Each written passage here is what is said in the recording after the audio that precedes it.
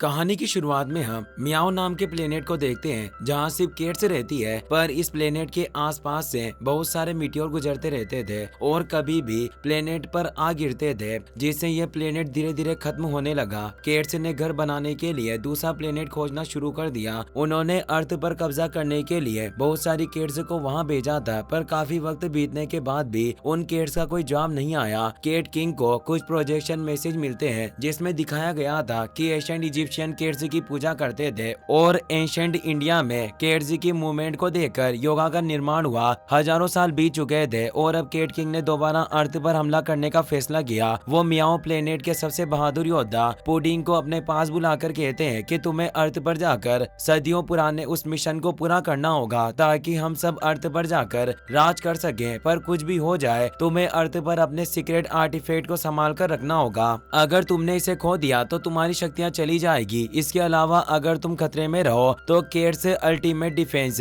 Death glare का इस्तेमाल करना। पुडिंग सारी चीजें समझ गया और केट शिप लेकर अर्थ की तरफ चला गया। फिर अर्थ पर हम शो लोंग को देखते हैं। वो फुटबॉल गोलकीपर था, पर रिटायरमेंट के बाद एक कमेंटेटर बनने की कोशिश करता है, मगर वो बहुत धीरे धीरे कमेंट्री कर रहा था, जिस वजह से सब उसका मजाक उड़ाते हुए जोर जोर से हंसने लगते हैं। वो अपना खुद का एक बिजनेस भी शुरू करने की कोशिश करता है, पर उसके प्रोडक्ट काफी बेकार थे, जिस वजह से उसका बिजनेस भी फेल हो गया और उसे काफी नुकसान होता है। शो लोंग की बेटी योयो के पैर में जन्म से खराबी थी, जिसकी वजह से वो ठीक से चल नहीं पाती। स्पोर्ट्स क्लास के दौरान वो बाकी स्टूडेंट्स की तरह गेम खेलने लगती है, पर टीचर ने उसे रोक दिया। योयो के खराब पैर की वजह से स्कूल के बाकी बच्चे भी उसके साथ दोस्ती नहीं करते और उसका मजाक बनाते हैं। योयो को इससे काफी बुरा लगा और वो भगवान से प्रार्थना करती है कि मुझे एक अच्छे और सच्चे दोस्त की जरूरत है। उसी वक्त पुडिंग अर्थ के एटमॉस्फेयर में आ गया, पर मौसम खराब होने की वजह से उसकी केट शिप पर बिजली गिर जाती है, जिसकी वजह से शिप क्रैक होने लगती है। पुडिंग के गले से सीक्रेट आर्टिफैक्ट निकलकर बाहर गिर जाता है। वो कुछ करे उससे पहले केट शिप दूर जंगल में आ गिरती है। खुशकिस्मती से पुडिंग को ज्यादा चोट नहीं लगती और वो शिप से बाहर निकलकर सिटी की तरफ चला जाता है। शोउ लोंग को फुटबॉल टीम मैनेजर मिस्टर लिन का फोन आता है। वो कहता है कि मैं अपनी वाइफ से मिलने के लिए कहीं बाहर जा रहा हूँ, पर मेरी वाइफ की केट मेरे पास है और मैं उसे अपने साथ लेकर नहीं जा सकता। मैं चाहता हूँ कि मेरे वापस आने तक तुम उसका ध्यान रखो। वहाँ से वापस आने के बाद मैं तुम्हें अपनी टीम का कोच बनाने के बारे में सोचूंगा। शोउ लोंग इससे बहुत खुश हो गया। उसे उस टीम का कोच बनना था। वो तुरंत केट का ध्यान रखने के लिए हाँ कर देता है।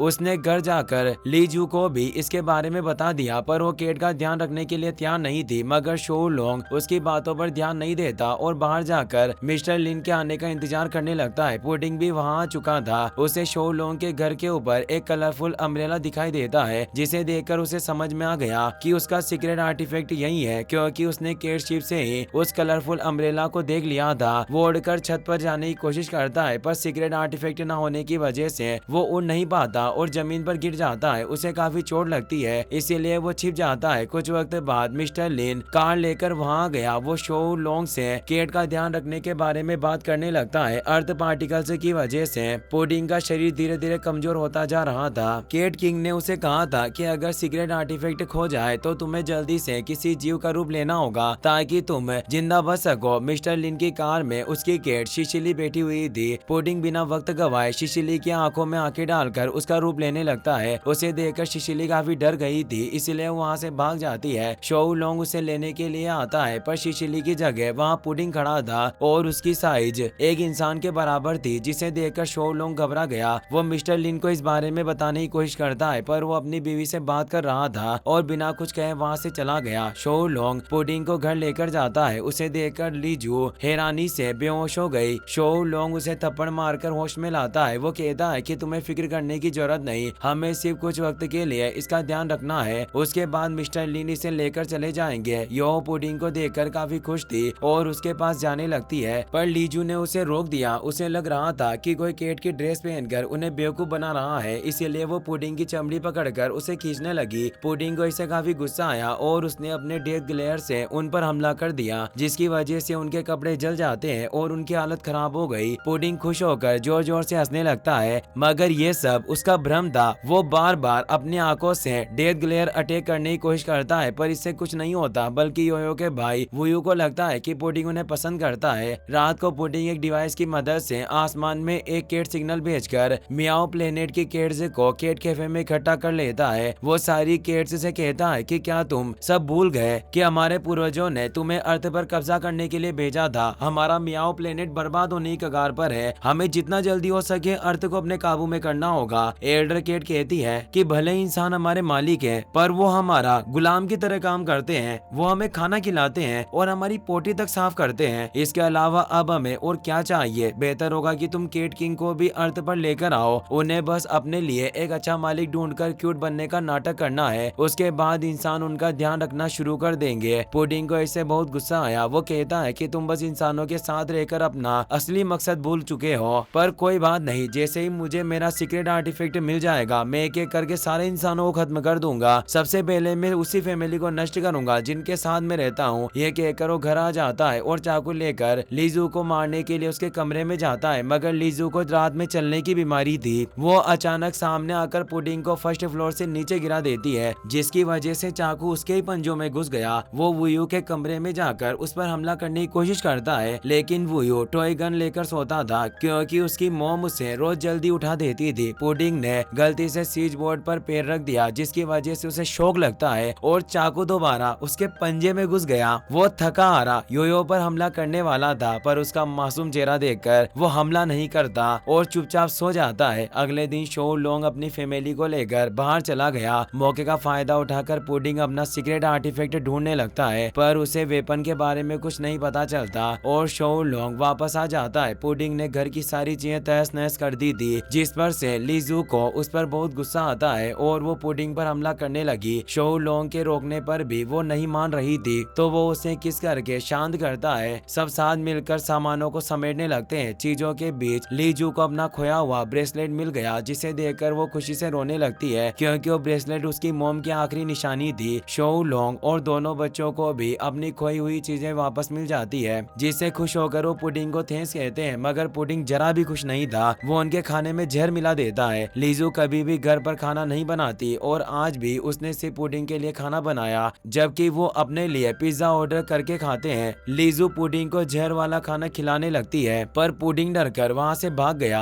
रात में दो चोर पास के घर में चोरी करने की कोशिश कर रहे थे। पुडिंग ने उन्हें देख लिया और उस शो लोंग के घर का दरवाजा खोल देता है। दोनों चोर अंदर आकर कीमती सामान ढूंढने लगे। उनकी आवाज सुनकर सारे फैमिली मेंबर्स जाग गए, लेकिन चोर उन्हें डराकर चुपचाप एक जगह पर बिठा देते हैं। शो लोंग उन्हें अपने बेकार प्रोडक्ट दिखाकर उनका ध्यान भटकाने की कोशिश करता है। पुडिंग दूर से ये सब देख रहा था। वो फैमिली को उसके बारे में पता चल जाता है, पर वो उसे खतरे में नहीं डालना चाहते थे, इसीलिए वो चारों इशारे करके उसे वहाँ से दूर जाने के लिए कहते हैं। पुडिंग इससे काफी इमोशनल हो गया क्योंकि वो सब खुद खतरे में होने के बावजूद उसकी फिक्र कर रहे थे। दोनों चोर शो लोंग की बातों से परेशान होकर उस पर हमला करने लगते हैं, लेकिन पुडिंग वहाँ आ गया। दोनों चोर उसे देखकर जोर जोर से हंसने लगे। पुडिंग जोरदार मुक्का मारकर उन्हें दूर गिरा देता है, जिसकी वजह से वो बेहोश हो गया। वो फैमिली खुश होकर पुडिंग को गले लगाती है, जिससे उसे भी काफी अच्छा लगा। अगले दिन योयो स्कूल चली जाती है, पर वो अपने मैथमेटिक्स के टेस्ट में फेल हो गई थी। टीचर ने उसे अपने पेरेंट्स को स्कूल लाने को कहा था, पर योयो अपनी पेरेंट्स को अपने फेल होने के बारे में बताने से डर रही थी। पुडिंग अपने सीक्रेट आर्टिफैक्ट को ढूंढ रहा था, पर गलती से उसके सिर पर एक कपड़ा गिर जाता है। उसे देखकर योयो को आइडिया आया। अगले दिन वो पुडिंग को कपड़े और मास्क पहनाकर अपने स्कूल ले गई। टीचर पुडिंग से योयो की शिकायत करने लगती है, पर पुडिंग उसका कोई जवाब नहीं दे रहा था, जिस वजह से टीचर को उस पर शक होने लगा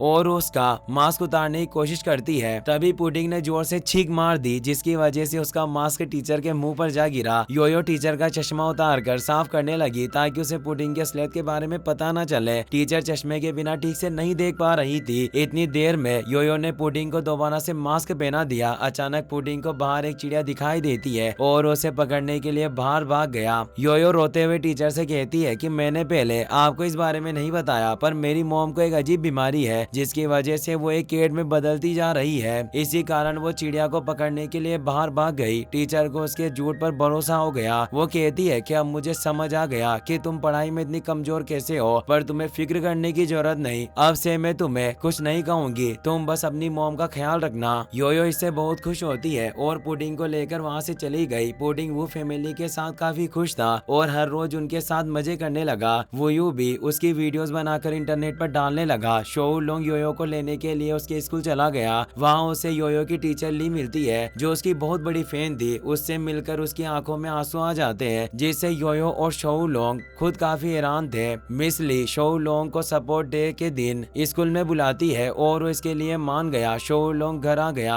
वहाँ दो आदमी उसके घर की दीवारों पर उसके ही पोस्टर चिपका रहे थे जिन पर लिखा था कि शोउ लोंग के नाम पर 20 लाख का कर्ज है। वो आदमी शोउ लोंग से कहते हैं कि तुमने मिस्टर डेविड का कर्ज अपने नाम पर लिया था, वो शहर छोड़कर भाग चुका है, इसीलिए उसके 2 मिलियन का कर्ज तुम्हें चुकाना होगा। ये बात सुनकर शोउ लोंग को कुछ वक्त पहले की बात याद आती है जब डेविड ने धोखे से उसका पेपर पर साइन करवा लिया था। ली जू को बहुत गुस्सा आ रहा था। वो उन दोनों आदमियों के मुंह पर पेंट गिराकर उन्हें वहां से भगा देती है। शोउ लोंग ली जू को समझाने की कोशिश करता है पर वो बिना कुछ सुने उसे पीटने लगी। शोउ लोंग उसे किस करके शांत करने की कोशिश करता है। तभी वुयू को उसके दोस्त का फोन आया। वो बताता है कि तुम अपनी किड शिशिली की वीडियोस डालते थे, वो वीडियो वायरल हो चुकी है और कुछ लोग शिशिली के साथ एडवर्टाइजमेंट शूट करना चाहते हैं। वुयू अपने पेरेंट्स को इस बारे में बताता है जिससे सब खुश हो गए। वो पुडिंग के साथ मिलकर बहुत सारे एड शूट करते हैं जिससे उनके पास बहुत पैसे आ गए और उन पैसों की मदद से वो डेविड का कर्जा भी चुका देते हैं। एक बॉक्सिंग मैच शूटिंग के दौरान स्पॉटलाइट पुडिंग के ऊपर गिरने वाली थी पर शोउ लोंग उसे लात मारकर दूर कर देता है, मगर वो खुद को नहीं बचा पाया और लाइट उसके पैर पर गिर जाती है जिसकी वजह से वो घायल हो गया। ये देखकर पुडिंग दंग रह गया। उसे यकीन नहीं होता कि शोउ लोंग ने उसे बचाने के लिए खुद को खतरे में डाला। रात को वो केट कैफे में जाकर इस बारे में सोचने लगता है। केट एल्डर उसे कहता है कि तुम अपनी इंसानी फैमिली को तोड़ने की बात कर रहे थे, तुम्हें देखकर ऐसा लग रहा है कि तुम अभी तक अपना काम पूरा नहीं कर सके। पुडिंग झूठ बोलता है कि ऐसा कुछ नहीं है, मैं जल्दी फैमिली को अलग कर दूंगा, मैं बस अच्छे मौके का इंतजार कर रहा हूँ। लीजू एक पार्टी में जाती है।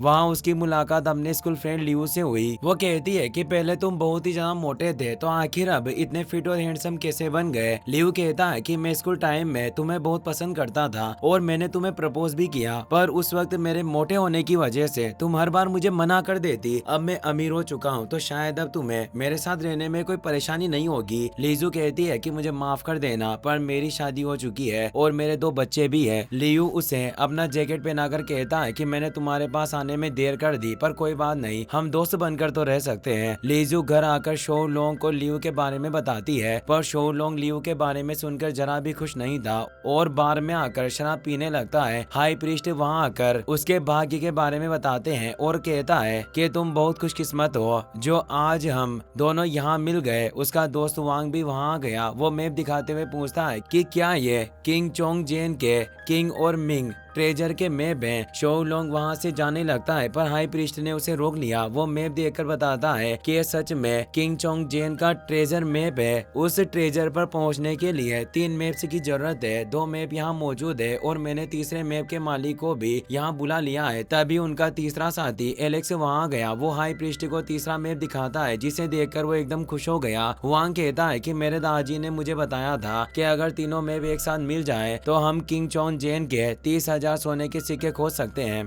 पर अफसोस की बात है कि मुझे एक खतरनाक बीमारी है और मैं 3 महीनों के अंदर मर जाऊंगा। मैं इन मैप्स को बेचकर अपनी फैमिली के लिए पैसे छोड़ना चाहता हूँ। मुझे बस 2 मिलियन की जरूरत है। एलेक्स कहता है कि मुझे भी खजाने में कोई दिलचस्पी नहीं है, मुझे बस 1 मिलियन चाहिए ताकि मैं थाईलैंड जाकर अपना जेंडर चेंज करवा सकूं। हाई प्रीस्ट कहता है कि अभी के हिसाब से 30,000 सोने के सिक्के की कीमत लगभग 370 मिलियन होगी। अफसोस की बात है कि मैंने दुनिया की मोह माया को त्याग दिया, जिस वजह से मैं इन मैप्स को नहीं खरीद सकता। एक कपल उनकी बातें सुन रहे थे और मैप्स खरीदने के लिए कह रहे थे। हाई प्रीस्ट शोउ लोंग से कहता है कि मैं इन बेवकूफों को मैप्स नहीं खरीदने दूंगा। मैं चाहता हूँ कि तुम इस मौके को अपने हाथ से मत जाने दो और सिर्फ 3 मिलियन देकर 300 मिलियन के मालिक बन जाओ। शोउ लोंग लालच में आकर बैंक से पैसे निकालने के लिए चला गया। कुछ वक्त बाद लीजू को बैंक से कॉल आता है कि उसके पति ने अकाउंट से सारे पैसे निकलवा लिए। लीजू को समझ नहीं आ रहा था कि आखिर शोउ लोंग इतने पैसों का क्या करने वाला है, इसलिए वो बच्चों और पुडिंग के साथ मिलकर उसका फोन ट्रेस करने लगी। वो उस बार में पहुंच जाते हैं जहां शोउ लोंग हाई प्रीस्ट और उसके साथियों के साथ मौजूद था। वो हाई प्रीस्ट को पैसे देने वाला था पर मिस ली वहां आ गई। हाई प्रीस्ट और उसके साथी उसे शोउ लोंग की पत्नी समझते हैं और उसे मिस वू कहकर बुलाने लगे। लीजू वहां आ गई और वो उसकी बातें सुन लेती है। उसे लगता है कि मिस ली शोउ लोंग की गर्लफ्रेंड है, जिससे गुस्सा होकर उसने मिस ली को मुक्का मारकर जमीन पर गिरा दिया। तभी न्यूज में हाई क्रिस्ट और उसके साथियों की फोटो आने लगी। वो तीनों जेल से भागे हुए क्रिमिनल थे।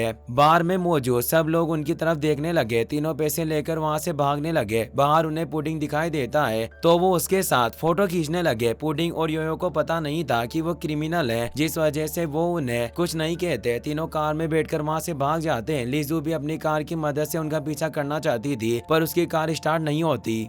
वो गुस्से में आकर शोलोंग को बुरा भला कहने लगती है। उसे शांत करने के लिए शोलोंग उसे किस करता है। लीजू शांत हो गई थी पर वो रोने लगी। वो कहती है कि हमने योयो के पैर का इलाज करवाने के लिए वो पैसे इकट्ठे किए थे और अगर अभी उसकी सर्जरी नहीं हुई तो वो जिंदगी में कभी भी दौड़ नहीं पाएगी। उसे देखकर पुडिंग भी उदास हो जाता है और उसे समझ आ जाता है कि आखिर शोलोंग और लीजू पैसों को लेकर इतने पागल क्यों थे। शोलोंग घर आकर शराब पीने लगा। उसे डॉक्टर की बात याद आती है। उसने कहा था कि योयो के पैर की हड्डी सीधी नहीं है, इसे ठीक करने के लिए हर साल सर्जरी करनी होगी जिसके बाद ये ठीक से दौड़ पाएगी। पर इन सब में 5 मिलियन का खर्चा होगा। तभी उसे डेविड का फोन आता है। वो बताता है कि तुम्हारी बीवी एक आदमी के साथ डेट पर आई है। मैंने तुम्हें इतनी खास बात बताई इसीलिए अब हमारा हिसाब बराबर हो गया। लीजू लियू के साथ डिनर कर रही थी। वो कहती है कि मुझे अपनी बेटी की सर्जरी के लिए कुछ पैसों की जरूरत है। क्या तुम कुछ वक्त के लिए मुझे पैसे उधार दे सकते हो? मैं जल्दी सारे पैसे वापस से दे दूंगी। लियो कहता है कि स्कूल में मैंने बहुत बार तुम्हें प्रपोज करने की कोशिश की पर हर बार तुम मेरी बेइज्जती करके मुझे भगा देती।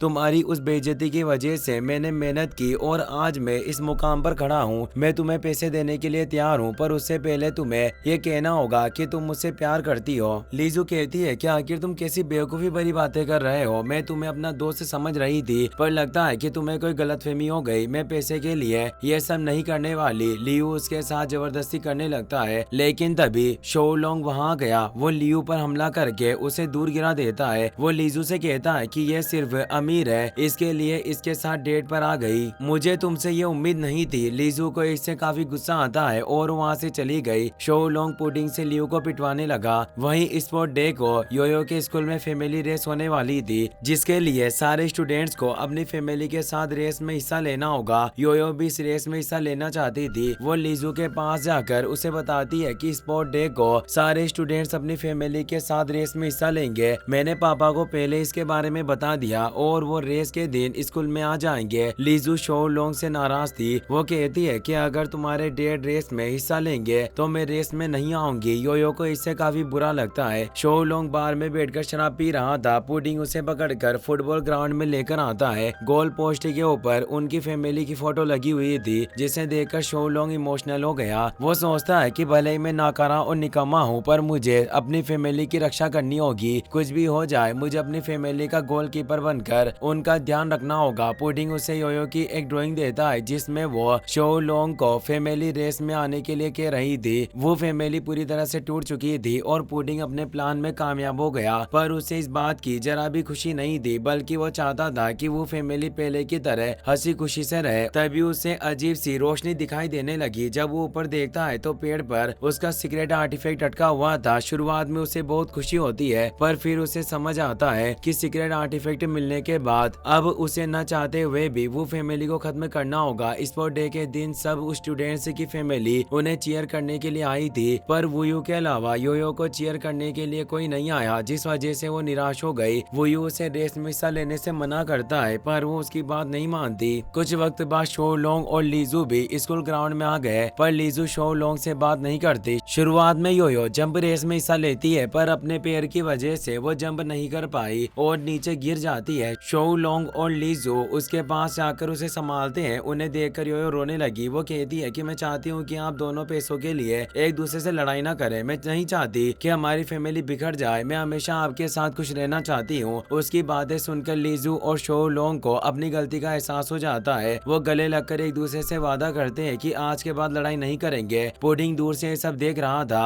और उसे बहुत अच्छा लगता है। वो फैमिली पुडिंग के पास आ गई। पुडिंग सबको एक दूसरे का हाथ पकड़वा कर सीक्रेट आर्टिफैक्ट की मदद से उनसे बातें करने लगा जिससे वो सब हैरान हो गए। पुडिंग कहता है कि असलियत में मैं मियाओ प्लेनेट का एक योद्धा हूँ और मैं अर्थ पर कब्जा करने के लिए आया था मगर तुम सबके साथ रहकर मुझे पता चला कि इंसानों के पास दुनिया का सबसे ताकतवर हथियार है जिसे हम प्यार कहते हैं। मुझे तुम्हारे साथ रहकर बहुत अच्छा लगा। पर अब मुझे अर्थ से जाना होगा। कुछ वक्त में फैमिली रेस शुरू होने वाली थी। योयो अपनी फैमिली को लेकर रेस में चली जाती है। रेस शुरू हो गई थी। वुयू, लिजू और शोउ लोंग काफी अच्छा प्रदर्शन करते हैं, मगर योयो अपने पैर की वजह से ठीक से दौड़ नहीं पाती। दूसरे स्टूडेंट रेस जीत चुके थे, पर फिर भी वो भागना बंद नहीं करती और सब लोग उसके लिए चीयर करने लगते हैं। तभी पुडिंग अपने सीक्रेट आर्टिफैक्ट की मदद से योयो के पैर की हड्डी ठीक कर देता है और उसके पैर में लगा डिवाइस भी टूट गया, जिसकी वजह से वो ठीक होकर भागने लगी और तेजी से रेस खत्म कर लेती है। यह देखकर सब लोगों के होश उड़ गए और वो फैमिली बहुत खुश हो गई। पुडिंग भी योयो को ठीक करके बहुत खुश था। वो अपने सीक्रेट आर्टिफैक्ट की मदद से केट शिप को बुलाकर उसके अंदर बैठ गया। स्पोर्ट ग्राउंड में मौजूद सब लोगों ने केट शिप को देख लिया था, इसीलिए पुडिंग लाइट बीम की मदद से उनके दिमाग से केट शिप और अपनी यादें मिटा देता है। वो मियाओ प्लेनेट पर जाकर केट किंग से झूठ बोलता है कि अर्थ बहुत ही खतरनाक जगह है, वहाँ की हवा दूषित है और लोग भी बहुत बुरे नहीं है। उनके पास प्यार नाम का एक हथियार है जिसके सामने मियाओ प्लेनेट की सारी केट्स हार जाती है। बेहतर होगा कि हम मियाओ प्लेनेट छोड़कर अर्थ पर ना जाएं। केट किंग अर्थ पर कब्जा करने के अपने ख्वाब को छोड़ देता है, पर पुडिंग अपना मिशन पूरा नहीं कर सका और ना ही अपने असली रूप में वापस आ पाया, इसीलिए केट किंग उसे आलू खोदने की सजा देता है। जबकि अर्थ पर वो फैमिली खुशी खुशी अपनी जिंदगी जी रही थी। लिजू एक अच्छी मॉडल बन जाती है और शो लोग एक फुटबॉल कोच बन गया। योयो भी अपने पेट ठीक होने से खुशी खुशी नए दोस्त बनाकर उनके साथ खेलने लगी, लेकिन पुडिंग मियाओ प्लेनेट पर अकेला पड़ गया था और आसमान की तरफ देखते हुए रोने लगा। एक दिन अचानक वूफियन प्लेनेट के डॉग्स मियाओ प्लेनेट पर आ गए। वो कहते हैं कि हमें अर्थ पर जाना है, पर हमें भूख लग रही है, क्या तुम हमें कुछ खाने के लिए दे सकते हो? पुडिंग उन्हें आलू खाने के लिए दे देता है और उनके स्पेसशिप में बैठकर अर्थ पर चला जाता है। वो फैमिली के पास जाता है, पर उन्हें देखकर वो बहुत डर गए और घर के अंदर चले जाते हैं। पुडिंग को लगता है कि लाइट बीम ने उनके दिमाग से भी उसकी सारी यादें मिटा दी होगी, जिस वजह से वो उसे पहचान नहीं सके। वो निराश होकर वहाँ से जाने लगता है, लेकिन वो फैमिली पुडिंग के पोस्टर्स लेकर दोबारा उसके पास आ गए। लाइट बीम की वजह से भी उनके दिल से उसकी सारी यादें नहीं मिटी, क्योंकि प्यार दिमाग में नहीं दिल में होता है। वो उसे घर के अंदर ले गए और सब बैठकर खुशी खुशी खाना खाने लगे। न्यूज में हाई प्रीस्ट और उसके साथियों की फोटो दिखाई जा रही थी। रिपोर्टर कहती है कि इन चोरों ने किंग चोंग जेन के 30,000 मैप्स चुरा लिए, जिनकी कीमत 100 मिलियन बताई जा रही थी। यह न्यूज देखकर वो फैमिली बहुत खुश हो गई, क्योंकि उनके पास वो तीनों मैप्स थे। इसी के साथ मूवी की हैप्पी एंडिंग हो जाती है।